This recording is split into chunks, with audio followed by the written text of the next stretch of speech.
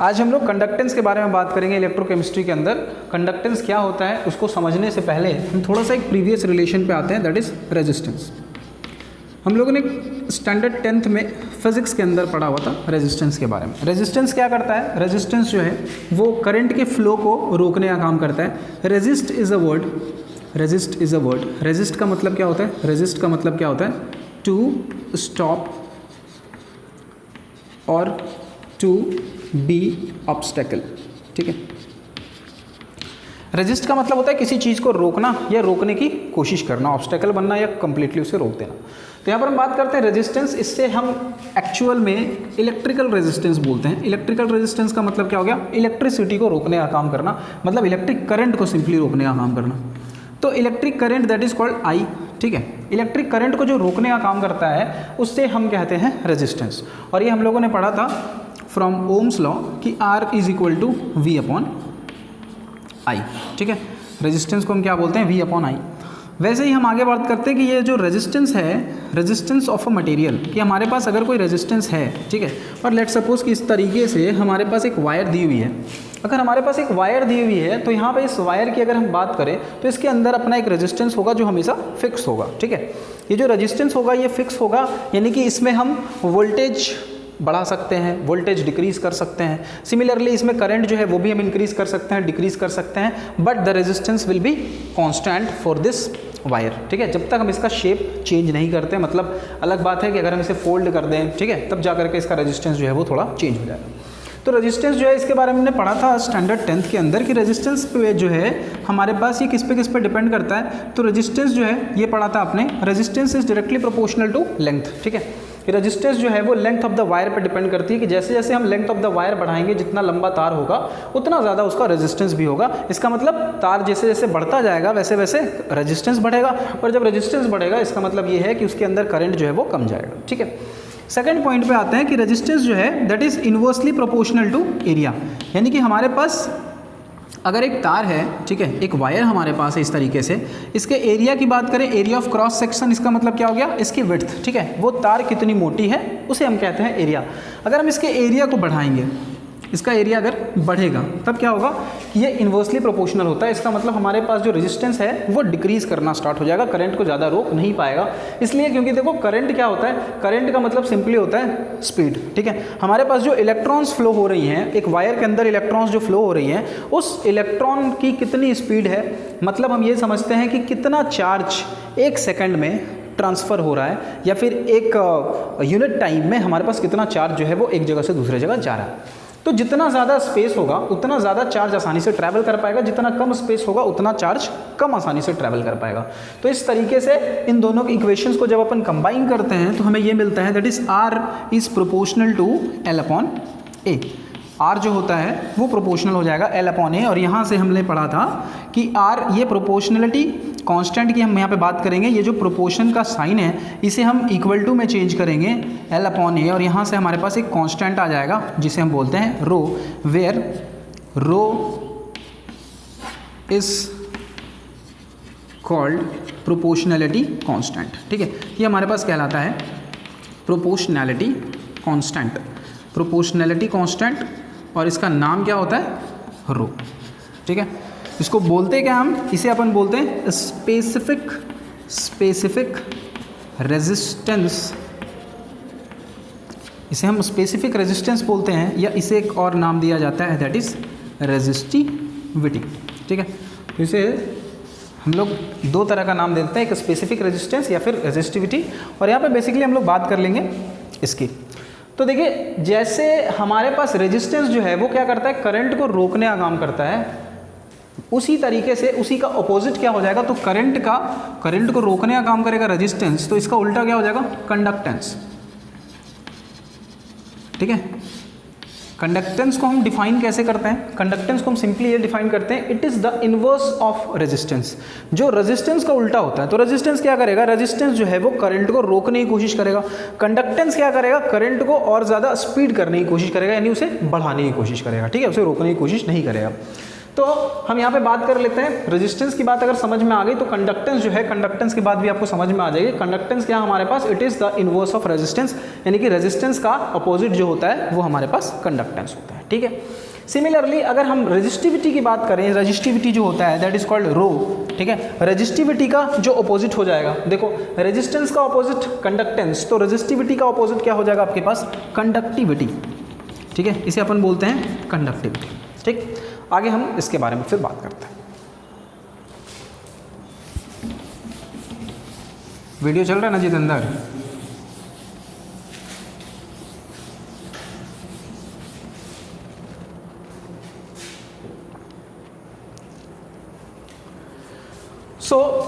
हम लोगों ने ये बात कर ली कि हमारे पास जो कंडक्टेंस है, कंडक्टेंस क्या है हमारे पास, it is inverse of resistance, ठीक है। रेजिस्टेंस का उल्टा ये क्या कहलाता है हमारे पास, कंडक्टेंस। और कंडक्टेंस को अपन डिनोट करते हैं जी से, कैपिटल जी। जैसे वहाँ पे रेजिस्टेंस को अपन डिनोट करते थे कैपिटल आर से, सिमिलरली हम कंडक्टेंस को डिनोट करते हैं कैपिटल जी से। तो कैपिटल जी जो है ये क्या हो जाएगा, रेजिस्टेंस का अपोजिट, दैट इज़ 1/r, ठीक है। और हमारे पास R क्या होता था, R की अगर हम बात करें रेजिस्टेंस की, तो यहाँ से मैं साइड में लिख देता हूँ, resistance is equal to rho into L/A। ये बात अभी हम लोगों ने समझी, ठीक है। तो यहाँ से क्या हो जाएगा 1/R, that is 1/रो into L/A, ठीक है। इसको हम ऐसे भी लिख सकते हैं भाई, Z इज इक्वल टू 1/रो इंटू 1/L/A, ठीक है। या तो 1/L/A लिख दो, या फिर इसको आप A/L भी लिख सकते हैं, वही चीज़ है, ठीक है। अब यहाँ पे जो 1/रो है, ध्यान से समझो, 1/रो क्या हो जाएगा भाई, रो जो था वो एक प्रोपोर्शनैलिटी कांस्टेंट था, किसके लिए, R के लिए, रेजिस्टेंस के लिए। यहाँ पर जो 1/रो है ये एक प्रोपोर्शनैलिटी कांस्टेंट हो जाएगा, किसके लिए, G के लिए, दैट इज कंडक्टेंस के लिए, ठीक है। तो ये rho is proportionality constant for resistance, और ये रो जो है प्रोपोर्शनैलिटी कांस्टेंट रेजिस्टेंस के लिए है, और इसका नाम क्या रखा हमने, इसका नाम रखा हमने स्पेसिफिक रेजिस्टेंस, स्पेसिफिक रेजिस्टेंस, या फिर एक और नाम हमें दे दिया है, वो नाम क्या है हमारे पास, रेजिस्टिविटी, ठीक है। जनरली आपको रेजिस्टिविटी देखने को मिल जाता है, स्पेसिफिक रेजिस्टेंस बहुत कम मिलता है। खैर रेजिस्टिविटी भाई, यहाँ पर भी सेम स्टोरी है कि आपके पास 1/रो जो है वो क्या है हमारे पास, 1/रो is type of proportionality constant, ठीक है। यहाँ पर एक प्रोपोर्शनैलिटी कांस्टेंट है, ये 1/रो भी प्रोपोर्शनैलिटी कांस्टेंट है, किसके लिए है, G के लिए, कंडक्टेंस के लिए। अगर ये कंडक्टेंस के लिए है तो इसे हम क्या बोलते हैं, 1/रो के लिए हम बोलते हैं 1/रो विल बी कॉल्ड, यहाँ पर देखो, यहाँ पर हमारे पास रेजिस्टेंस के लिए प्रोपोर्शनैलिटी कांस्टेंट था, रेजिस्टेंस के लिए था तो इसका नाम पड़ गया रेजिस्टिविटी। अगर ये कंडक्टेंस के लिए होगा तो इसका नाम क्या पड़ जाएगा भाई, कंडक्टिविटी, ठीक है। इसका नाम हमने दे दिया कंडक्टिविटी, तो इसका नाम पड़ गया आपका कंडक्टिविटी। और इसको हम 1/रो को हम डायरेक्टली क्या बोल देते हैं, 1/रो दैट विल बी K, और ये K क्या है, इट इज़ कॉल्ड कप्पा, ठीक है। इसको हम लोग एक बेसिकली समझ लो, K नहीं है, it is kappa, that is Greek letter, एक ग्रीक लेटर है कप्पा, ठीक है। और ये जो कप्पा है ये हमारे पास क्या होगा, इनवर्स ऑफ रेजिस्टिविटी, ठीक है। तो यहाँ से हम बात समझेंगे कि रेजिस्टेंस, रेजिस्टिविटी, कंडक्टेंस और कंडक्टिविटी एक दूसरे के अपोजिट हो जाते हैं, यानी कि रेजिस्टेंस जो है, रेजिस्टेंस का अपोजिट जो है वो हो जाएगा हमारे पास कंडक्टेंस, और रेजिस्टिविटी का अपोजिट क्या हो जाएगा हमारे पास, कंडक्टिविटी। यहाँ तक की बात क्लियर है? कितना मिनट हुआ है देख लो, 9:32। चलो ठीक, 5-6 मिनट के बाद फिर कट जाएगा वीडियो, 15 होगा कट जाएगा अपने आप।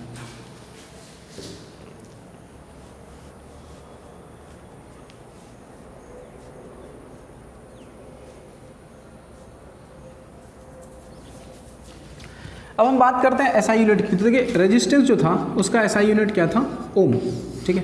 रेजिस्टेंस का एसआई यूनिट था ओम। हमने बोला कि जो कंडक्टेंस है वो क्या है, रेजिस्टेंस का ऑपोजिट है, 1/R है। अगर ये 1/R है, इसका मतलब इसका जो एसआई यूनिट हो जाएगा वो 1/ओम हो जाएगा।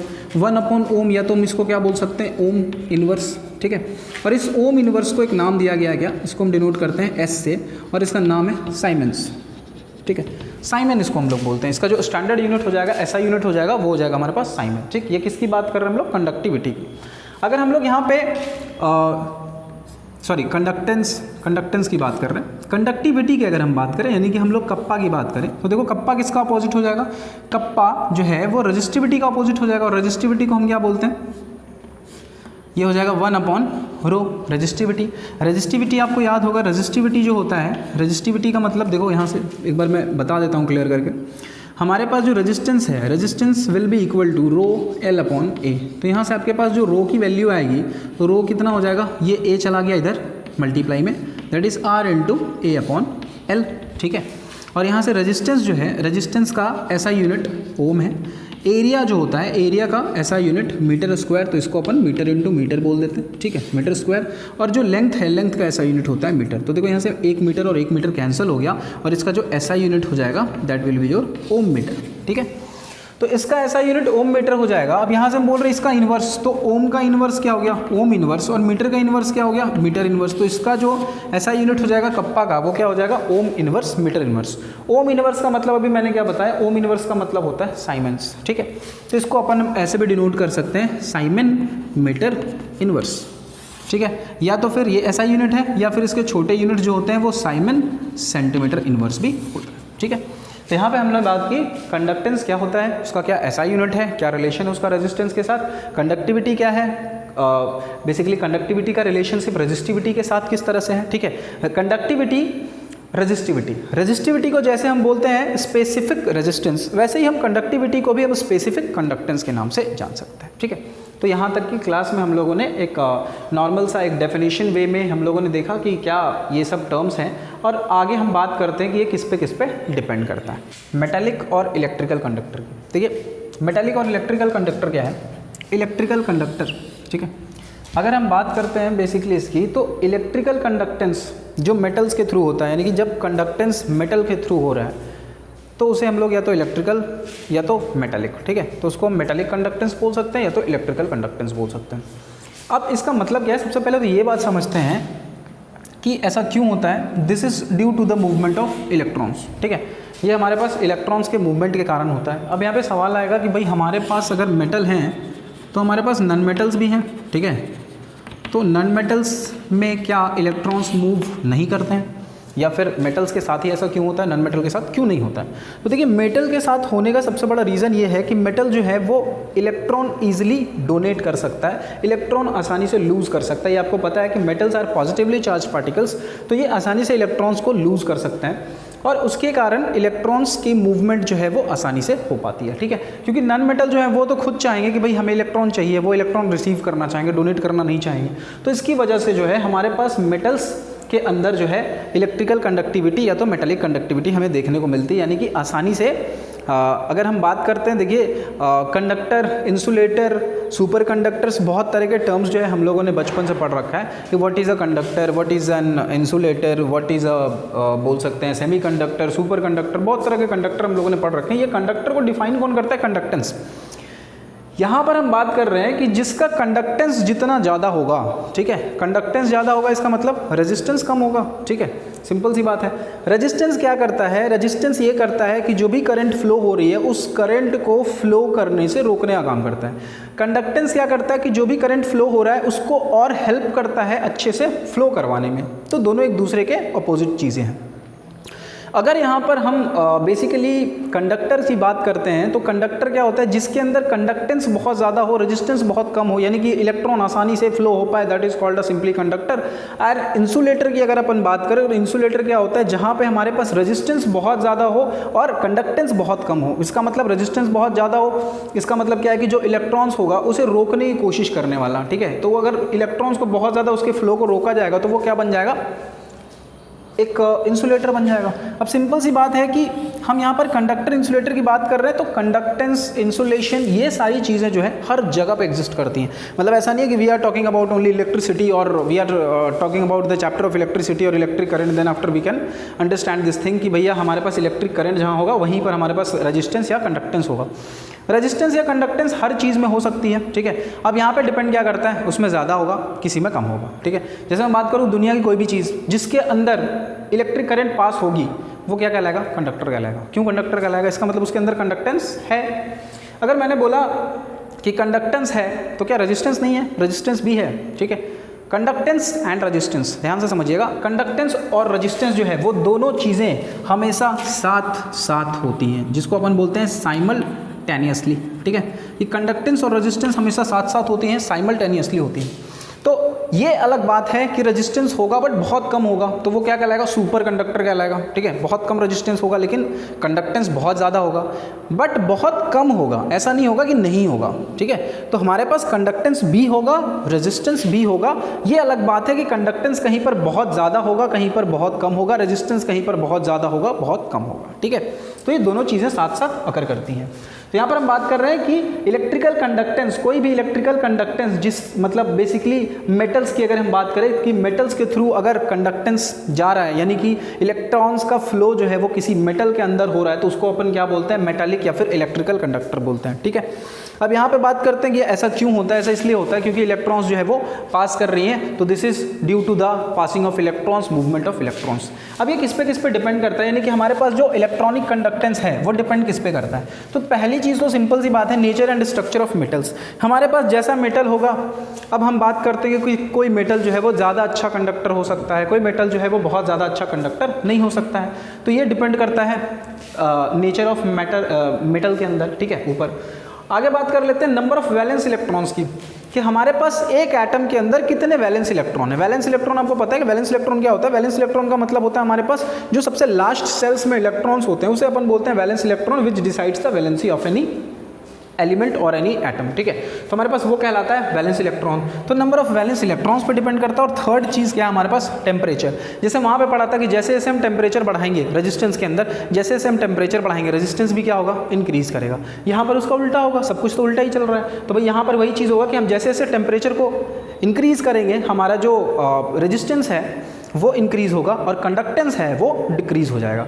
That is conductance is inversely proportional to temperature. ठीक है, हम जैसे जैसे टेम्परेचर बढ़ाएंगे वैसे वैसे, मतलब अगर मैं बोलूँ कि 20 डिग्री सेल्सियस है और एक मैं बोल दूँ कि लेट सपोज 45 डिग्री सेल्सियस है, तो 20 डिग्री सेल्सियस और 45 डिग्री सेल्सियस पे अगर मेरे पास एक ही तरह का मेटल है, एक ही नेचर का अगर मेटल है, वायर है, ठीक है, तो 20 डिग्री सेल्सियस के अंदर उसका कंडक्टेंस ज़्यादा होगा, यानी करंट अच्छे से फ्लो करेगा, और 45 डिग्री के अंदर करंट जो है वो अच्छे से फ्लो नहीं कर पाएगा। तो जैसे जैसे अपन टेम्परेचर बढ़ाते हैं वैसे वैसे क्या होता है कि हमारा जो कंडक्टिविटी है वो डिक्रीज करता जाता है।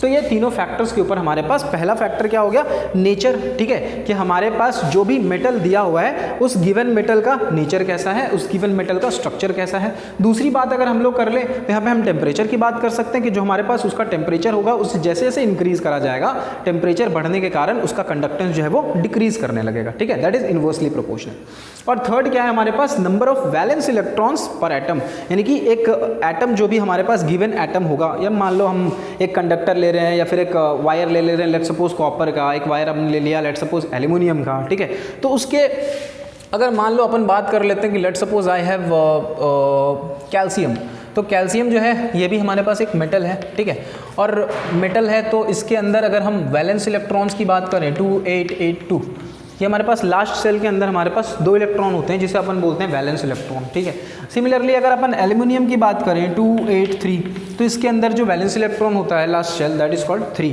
तो ये वैलेंस इलेक्ट्रॉन्स के ऊपर डिपेंड करता है कि एक एटम के अंदर उसमें वैलेंस इलेक्ट्रॉन कितना है। तो इस तरीके से 3 चीज़ों पर यह डिपेंड करता है। ठीक है, आगे हम बात करते हैं कि यहाँ पर सारे conductance, super conductor, conductor, bad conductor, good conductor, जो भी बोल दो, सेमी कंडक्टर, सबका जो नाम है वो किस पे डिपेंड कर रहा है, वो यही चीज़ों पर डिपेंड कर रहा है कि भैया उसका कंडक्टेंस क्या है। अगर किसी का कंडक्टेंस बहुत ज़्यादा अच्छा है, सुपर जो बहुत ज़्यादा सबसे हायर अप्रोच जो हम बोल सकते हैं, अगर सबसे अच्छा है किसी का कंडक्टेंस तो वो क्या कहलाएगा, सुपर कंडक्टर कहलाएगा। अगर उसका कंडक्टेंस बहुत ज़्यादा अच्छा नहीं है फिर भी अच्छा है तो उसे अपन गुड कंडक्टर या फिर नॉर्मली कंडक्टर बोलते हैं।